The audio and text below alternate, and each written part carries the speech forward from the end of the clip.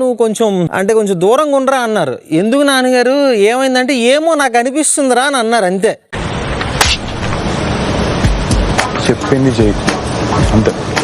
First నాకు అనిపించింది ఏంటి అని అంటే పిల్లకి మంచి యాటిట్యూడ్ అని అనుకున్నా. పొట్టిది కాళ్ళు లొంగట్లేదు చూసావా, నీతో మాట్లాడంటే దొంగల్సి వస్తుంది, హైటే మ్యాచ్ అవ్వలేదు. ఇప్పుడు ఏదైతే ఫింగర్స్ అని అంటున్నానో పక్కన నుంచినప్పుడు ఫస్ట్ కళ్ళకి అవే కనిపించాయి. ఇవేంటి ఇలా ఉన్నాయి భలేగా అని.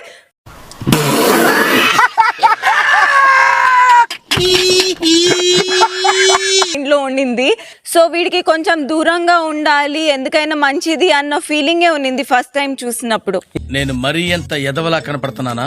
హక్ చేసుకునే సీన్ ఉన్నింది, చిన్న మాంటేజ్ లాగా.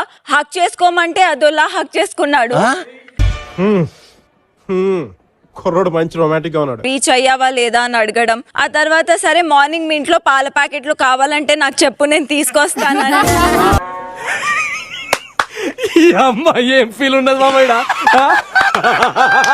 నాకు కూడా అడిగేవాడు కాదు, ఆంటీ మీకు పాలు కావాలంటే మార్నింగ్ నేను తీసుకొస్తానని రోజు మిల్క్ ప్యాకెట్స్ తీసుకొచ్చేవాడు. నువ్వు కనపడవు కానీ పెద్ద నిప్పవి. ఏం బాబు, చాలా పెద్ద నిబ్బండి. సో ఫస్ట్ టైం ఏంటి అని అంటే క్లోజ్గా హగ్ చేసుకున్నా. Bhaskar sir is very naughty. So I love you Siddhu. ఇదెందుకు అంత హార్ష్గా చెప్పావు, కొంచెం ప్రేమగా చెప్పొచ్చుగా.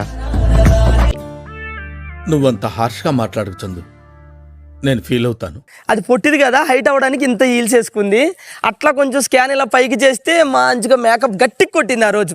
1 month అన్ని బ్యూటీ పార్లర్స్ మూసి పారేస్తే ఒరిజినల్ మొహాలన్నీ గతుకుల రోడ్లా బయటపడతాయి. అంతా మేకప్పే. చేస్తున్నప్పుడు నేనేంది అంటే, అరే ఏంది అమ్మాయి భలే గుండ్రంగా ఏదో కోతి పిల్లలా భలే ఉంది చూడడానికి.